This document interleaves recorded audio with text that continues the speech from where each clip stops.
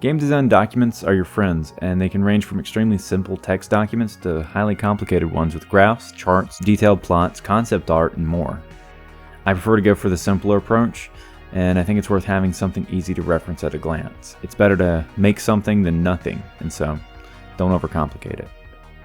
I still have my printed copy near my desk at all times, and while the idea has evolved ever since I wrote it, I can still use it as a reference point to look back and keep my ideas on track. But why do you need a game design document in the first place? Well, you don't have to have one, and I've always been a little bit relaxed on making them. However, having a document to reference can reduce feature creep, help give inspiration when you run out of motivation or direction, and it's just nice to have. If at any point you want to bring somebody onto your project, you can just onboard them much easier by sending them a document to look through. But where do you even begin writing a game design document? I prefer typing, so I do mine on a PC. If you like the more tactile nature of pen and paper, you can just grab a notebook and get to writing. However, you will lose the benefits that writing on a computer brings. If you're going the digital route, I think Google Docs is my favorite because if I need to send a read-only link to a publisher, composer, or anyone who needs to get a rundown of the project, I can. Google Docs also lets you give comment permissions on your documents, and almost everyone has a Google account already, so it's fairly universal. If you're watching this on YouTube now, you probably already are signed into your Google account and can start using Google Docs immediately. If you don't want to use that for whatever reason, any word processor from Microsoft Word to Notepad++ will work. Don't spend too much time worrying about where you write, just find somewhere that suits you. Once you've got the where to write the document, it's always hard to find the what exactly you need to put down.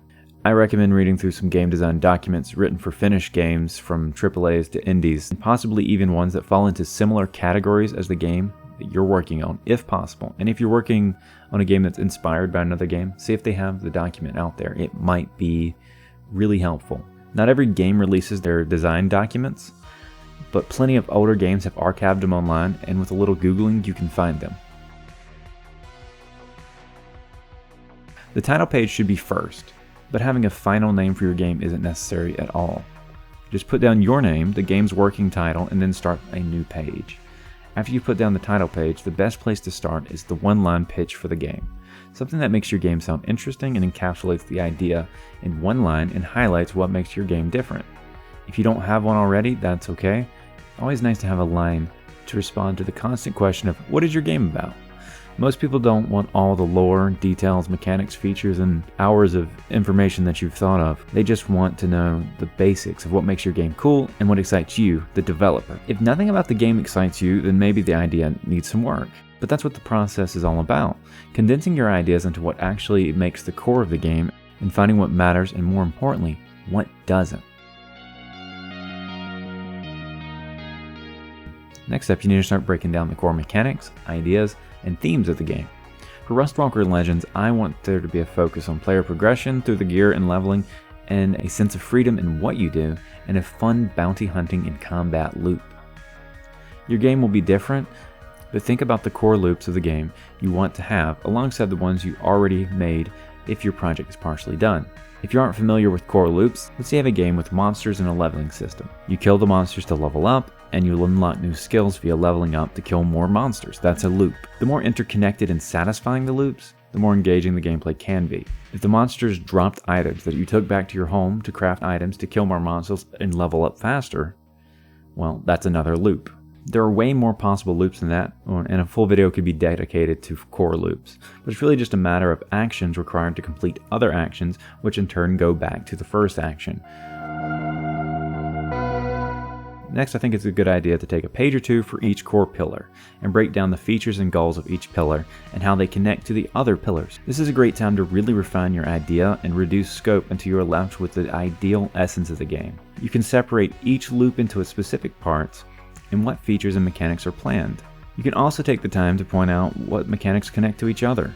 Make sure to format this in a way that's easy to understand at a glance. Use a large bold header for each loop and a smaller bold header for each subsection. Personally, I find this makes the document a lot easier to glance through, and with headers giving your eyes anchor points to find the sections you need to read through. After you've laid out the core loops, next you might want to take some time to write out any points of lore or storyline elements that are important to the game. I don't think an actual script is necessary, but more blocking out what the idea is. If you were making a document for a game like Mario, for instance, you might want to have something like, the princess is captured and Mario must travel across a variety of levels to get her back from the final boss, Bowser. It could be more in depth, but the princess and Bowser need to be in the document as they're pivotal to the game and the mechanics. If you're using a digital medium to write your document, you might want to add concept art that you have, or maybe a couple of images from the internet that capture the feeling you have in mind. The main goal of the document is to be the reference point for you and future developers on the project to understand quickly the goal and target feel of the project without ever opening a game engine. If this document is just for you, find concept art and images that trigger that feeling you want in the game. For me, I actually do this with my desktop wallpaper, which is a picture of a robot bounty hunter I found recently. It's not something I'm actually working off of, it just captures the mood so perfectly that I love seeing it when I go to sit down and work on things. Plus, I really like robot bounty hunters. At the end of the document, you could even lay out a budget for the game, if you have funding, or if you're looking for funding, or if you have a publisher, and maybe even give some milestones. This is totally optional and maybe not even recommended if the idea is too fresh. My tendency is to start the game, get a prototype built, and then make the document. Is this a good idea? I have no idea. I just find it hard to decide what's fun and what's needed without at least a prototype. Because if I spend all this time documenting and not making something, then it may just be a terrible idea. Once you've got your game design document done, I think it's best to print it out and keep it near you where you work on your project. Just having it there to look through when you're stuck is so helpful.